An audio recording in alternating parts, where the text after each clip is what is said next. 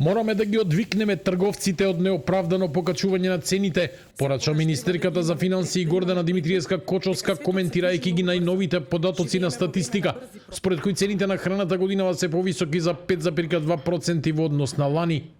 Според неа, дојде моментот платите да се стабилизираат, за да се стабилизираат и цените. Таа ја обвини предходната влада дека со зголемувањето на платите го навикнала приватниот сектор да ги зголемува цените, со образложение дека повисоките плати значат и поголема куповна моќ, што дополнително ја поттикнува инфлацијата.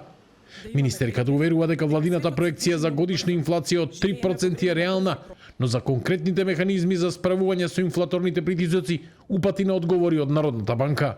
Треба да ја прашате предходната влада зошто дозволи да отидат цените кога суровините беа високи и кога требаше да се бори со тоа да не дојде до повисоки цени, туку напротив да интервенира, да помогне цените да останат пониски.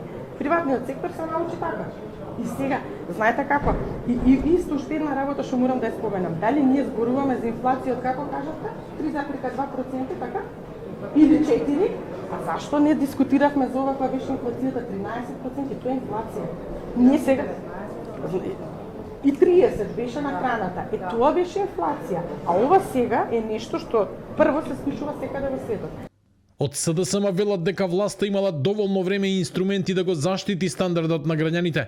Но навесто тоа, постојано е префрла вината на предходната гарнитура. Тие ја сменија предходната влада. Ако незиното тврдење е точно и намерите кон граѓаните честни, до сега можеа да пронајдат механизми за заштита на стандардот на народот. Но, вистината е дека министерката лаже и веќе станува не само неиздржано, туку издодевно. Незините изговори префрлања вина за незината неспособност на предходната влада. Премиерот Христијан Мицкоски очекува инфлацијата годинава да се движи под 3%, стапка која била приближно на ниво на земјите од регионот. Најави дека ќе има априлска кошничка за ублажување на ценовните шокови. На трговците им порача дека глобалните кризи не смеат да бидат алиби за неоправдани маржи и прекумерни профити и најави засилен мониторинг за спречување евентуални злоупотреби.